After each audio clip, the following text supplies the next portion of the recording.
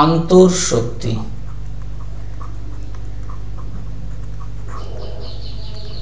ইংরেজিতে এটাকে বলা হয় ইন্টারনাল এনার্জি।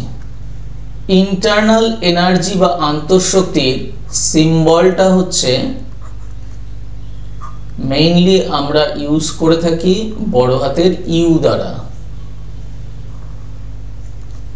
তবে এটাকে কখনো কখনো ই দ্বারাও প্রকাশ করা হয়। আমরা একটাকেই ফলো করব সিম্বল, সেটা হচ্ছে ইউ। এখন জানতে হবে যে আন্তঃশক্তি কাকে বলে। আন্তঃশক্তি হচ্ছে যে কোনো সিস্টেম, ধরো একটা সিস্টেম সে একটা কার্য করলো, সিস্টেম একটা কার্য করলো, কিন্তু সেখানে বাইরে থেকে কোনো শক্তির প্রয়োগ ঘটানো হলো না, বাইরে থেকে কোনো শক্তির প্রয়োগ হলো না। তাহলে বাইরে থেকে শক্তির প্রয়োগ ব্যতীত যদি কোনো সিস্টেম কার্য করে, কিভাবে কাজটা করলো? আমরা জানি কার্য করতে শক্তি লাগে। সিস্টেম কার্য করলো অথচ বাইরে থেকে কোনো শক্তি আমরা সেখানে প্রয়োগ করলাম না, তাহলে সে শক্তিটা পেল কোথায়? এই যে শক্তিটা দিয়ে সে এই কাজ করলো, সেই শক্তিটাকেই বলা হয় সিস্টেমের আন্তঃশক্তি। তাহলে দাঁড়ালো কি বিষয়টা? বাইরে থেকে কোনো শক্তির প্রয়োগ ব্যতীত কোনো সিস্টেম যে শক্তির সাহায্যে বাহ্যিক কার্য সম্পাদন করে, সেই শক্তিটাকেই বলা হয় আন্তঃশক্তি। প্রত্যেকটা সিস্টেমের মধ্যে এই আন্তঃশক্তি আছে, আমরা বুঝতে পারি বা না পারি। একটা সিস্টেমের মধ্যে আন্তঃশক্তি কিভাবে থাকে? একটা সিস্টেমের মধ্যে আন্তঃশক্তি আছে যে এটা বোঝার জন্য, ধরো একটা সিম্পল কাগজ আমরা নিলাম, একটা কাগজ নিলাম। এই কাগজটার মধ্যে যে শক্তি আছে আমরা বুঝবো কি করে? কিছুই না। দেখো, এই কাগজটাকে যদি আমি আগুন দিয়ে পুড়িয়ে দিই, জাস্ট আগুন ধরিয়ে দিচ্ছি, এই পুরো কাগজটা পোড়ার সময় দেখবে সেখান থেকে প্রচুর তাপ উৎপন্ন হবে। এই তাপটাকে ব্যবহার করে তুমি অন্যান্য কাজও করতে পারবে। ধরো একটা শক্ত কোনো বস্তুখণ্ড নেওয়া হলো, এর মধ্যে শক্তি আছে। এই শক্তিটা আছে বুঝবো কি করে? এই যে আমি ধরে আছি অসুবিধা হচ্ছে না, কিন্তু এটা যদি এখন উপর থেকে আমার মাথার উপরে পড়ে, তাহলে বুঝে যাবে যে এর মধ্যে শক্তি আছে। তো এই শক্তিটা কোথার থেকে আসছে? এই শক্তিটা আসছে প্রত্যেকটা পদার্থ সে কতগুলো ছোট ছোট কণা দ্বারা গঠিত। আমরা কণাগুলোকে কি বলে থাকি? অণু বলি, বা তারও একটু ছোট কণার দিকে যদি তাকাই তাহলে তাকে আমরা পরমাণু বলি। পরমাণুর মধ্যেও যদি লক্ষ্য করি তাহলে সেখানে আমরা ইলেকট্রন, প্রোটন, নিউট্রন, বিভিন্ন কণাগুলো অবস্থান করছে। এখন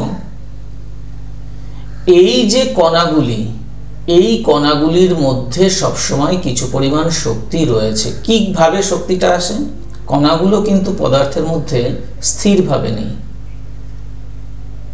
কণাগুলো পদার্থের মধ্যে স্থিরভাবে নেই। হয়তো ভাবছো যে আমরা তো জানি গ্যাসীয় পদার্থের কণাগুলো গতিশীল, বা তরলের মধ্যে কণাগুলো গতিশীল, কিন্তু কঠিনের মধ্যে কণাগুলো যে গতিশীল এরকম তো ধারণা আমাদের নেই। কিন্তু আমি বলবো আছে। দেখো সেই কঠিন পদার্থটা যে পরমাণু দিয়ে তৈরি, সেই পরমাণুর মধ্যে যে ইলেকট্রন রয়েছে, ইলেকট্রন কণাগুলো কেউ কিন্তু স্থির নয়, তারা অনবরত নিউক্লিয়াসের চারিদিকে ঘুরে বেড়াচ্ছে। ফলে পার্টিকেলের কি কি শক্তি এই আন্তঃশক্তির মধ্যে অবস্থান করছে? সিস্টেমের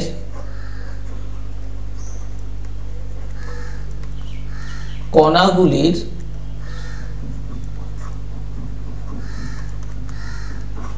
কি কি শক্তি এখানে ধরা পড়ছে?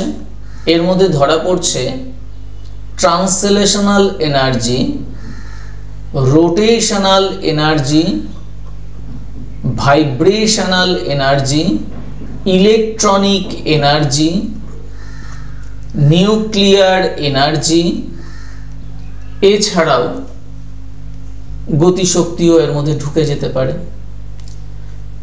এই যে শক্তিগুলোকে আমরা লিখলাম কণাগুলি, ট্রান্সলেশনাল এনার্জি হচ্ছে চলন শক্তি, রোটেশনাল এনার্জি হচ্ছে আবর্তন শক্তি বা ঘূর্ণন শক্তি বলতে পারো, কম্পনজনিত শক্তি,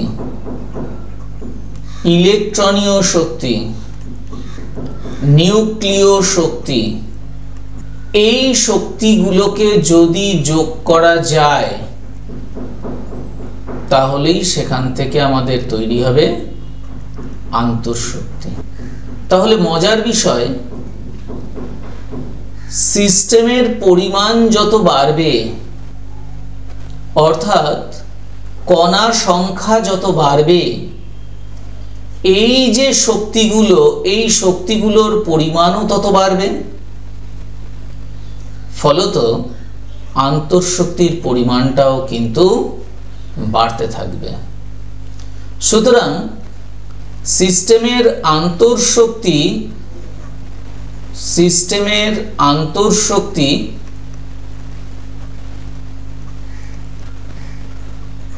একটি এক্সটেন্সিভ প্রপার্টি।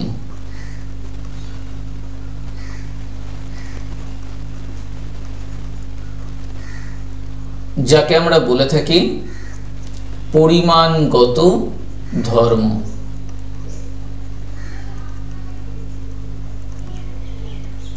বা ভর নির্ভর বা মাস ডিপেন্ডেন্ট।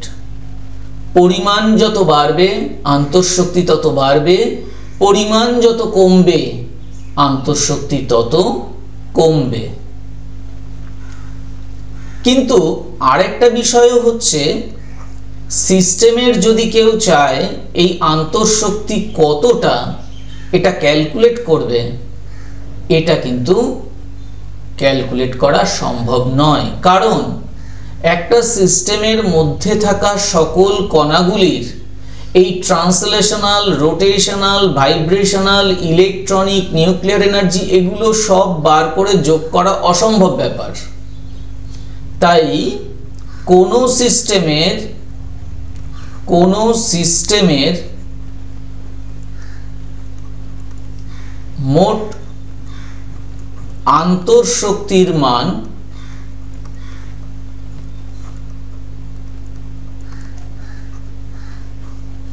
নির্ণয় করা সম্ভব নয়।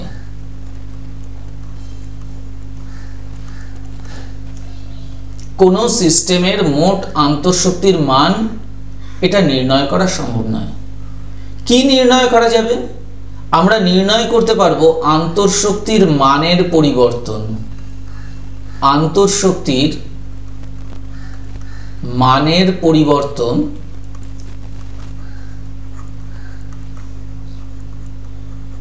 যাকে আমরা বলে থাকি ডেল্টা ইউ, এটা নির্ণয় সম্ভব। এবং কিসের দ্বারা এটাকে নির্ণয় করা হয়? এটাকে নির্ণয় করা হয় বম্ব ক্যালোরিমিটার নামক যন্ত্রের সাহায্যে। বম্ব ক্যালোরিমিটার যন্ত্রের সাহায্যে আমরা কোনো সিস্টেমের আন্তঃশক্তির মানের এই পরিবর্তনকে ক্যালকুলেট করতে পারি। তো আমাদের এই আন্তঃশক্তির কিছু বৈশিষ্ট্য করতে হবে। আমরা প্রথমেই জেনে নিলাম যে আন্তঃশক্তি একটা এক্সটেন্সিভ প্রপার্টি, অর্থাৎ এটা হলো বস্তুর পরিমাণগত ধর্ম। আন্তঃশক্তি হচ্ছে বস্তুর পরিমাণগত ধর্ম, পদার্থের পরিমাণের উপরে এটা নির্ভর করে। সেকেন্ড পয়েন্ট,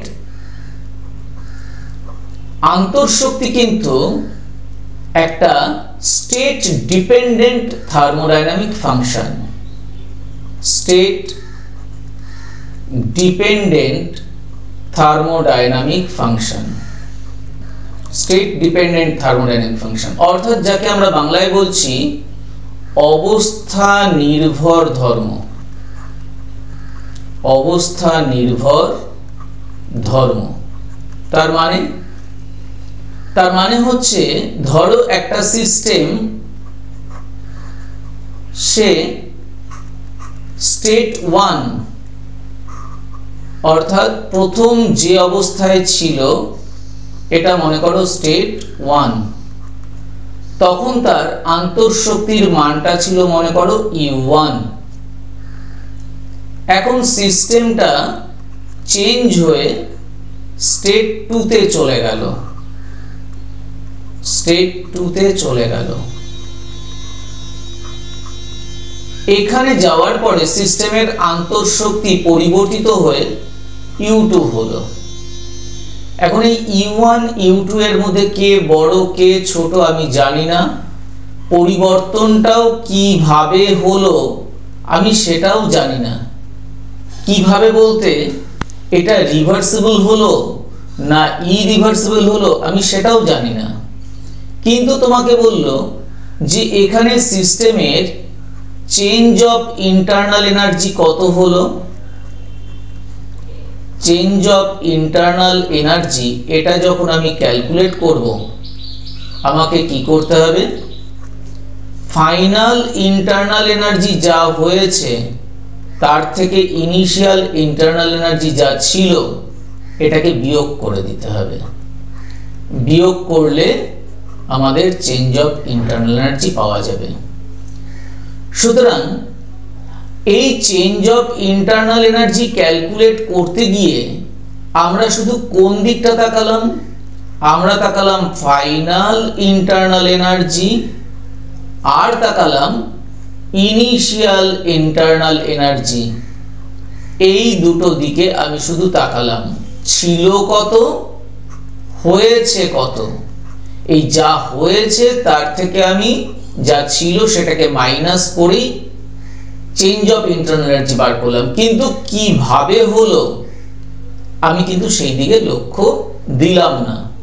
তাহলে যে ফাংশনগুলো এই রকম সিস্টেমের শুধু অবস্থা রিলেটেড,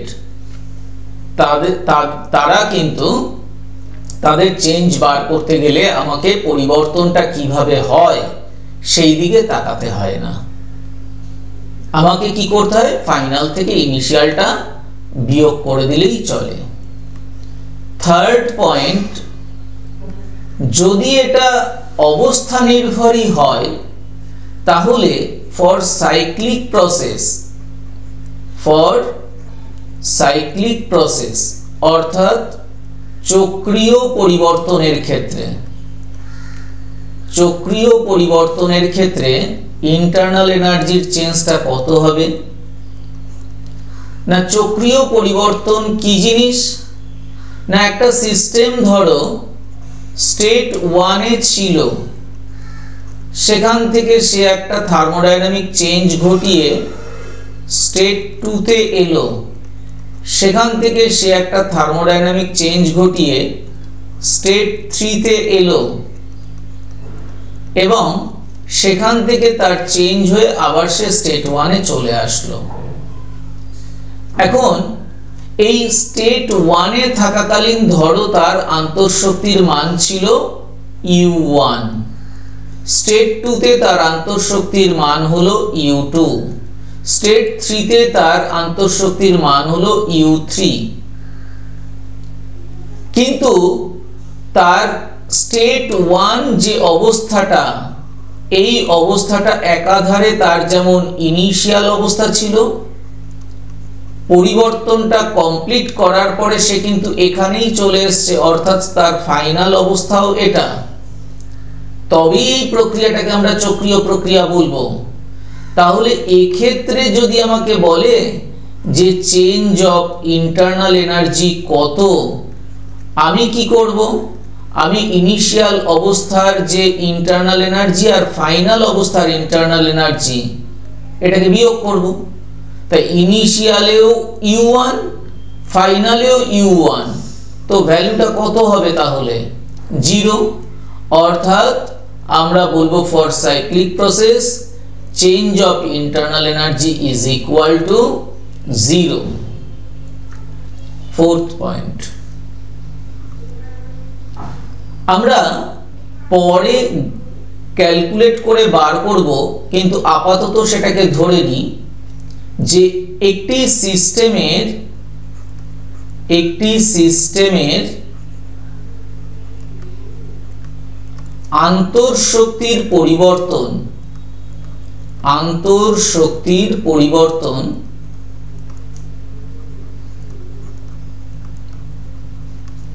একে গণনা করা হয় কিভাবে? একে গণনা করা হয় delta U is equal to N C V delta T, এই সম্পর্ক দ্বারা। এই সম্পর্কটা আমরা প্রতিষ্ঠাও করব, কিন্তু যেহেতু প্রতিষ্ঠাটা একটু পরের দিকে রয়েছে, অথচ আন্তঃশক্তির বৈশিষ্ট্য আমাকে বলতে হবে, এই কারণের জন্য আমরা ডাইরেক্ট সমীকরণটাকে এখানে ব্যবহার করে নিলাম। যেখানে এনটা কি? এন হচ্ছে পদার্থের পরিমাণ, অর্থাৎ কত মোল পদার্থ সেখানে আছে সেই মোল পরিমাণটা বোঝায় এন। সিভিটা কি? সিভিটা হচ্ছে molar hit capacity, molar hit capacity at constant volume. ওই যে সাফিক্সে যেটা লেখা হয় ভি, সেটা হচ্ছে একটা কনস্ট্যান্ট রাশি, অর্থাৎ বাংলায় বলা হয় স্থির আয়তনে মোলার তাপগ্রাহিতা। মোলার তাপগ্রাহিতা, আমরা যখন তাপগ্রাহিতাটাকে পড়ব তখন আমরা এই সিভি এর বিষয়টা জানতে পারব। আর একটা রাশি রয়েছে সেখানে ডেল্টা টি, সেটা হচ্ছে উষ্ণতার পরিবর্তন। তাহলে এই রাশি কটা যদি আমাদের জানা থাকে, তাহলে একটা সিস্টেমের আন্তঃশক্তির পরিবর্তন কত সেটা আমরা ক্যালকুলেট করতে পারবো। ফিফথ এবং লাস্ট বৈশিষ্ট্য, 5 নম্বর বৈশিষ্ট্য, আমরা যেহেতু জানলাম যে delta U is equal to N C V delta T, সুতরাং ফর আইসোথার্মাল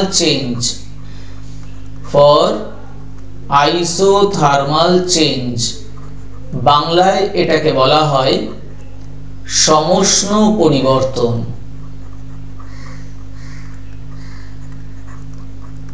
এখন সমষ্ণ পরিবর্তন কাকে বলে?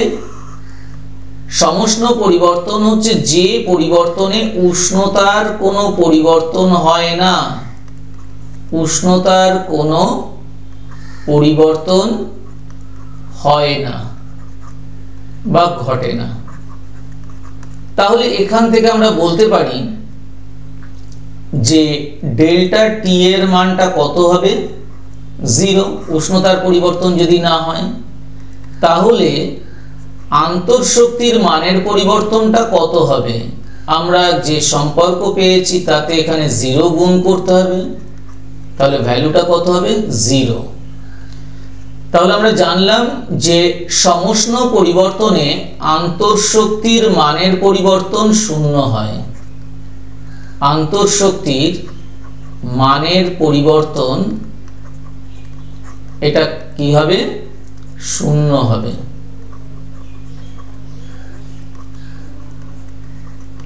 এই হলো আমাদের আন্তঃশক্তি নিয়ে কিছু আলোচনার বিষয়।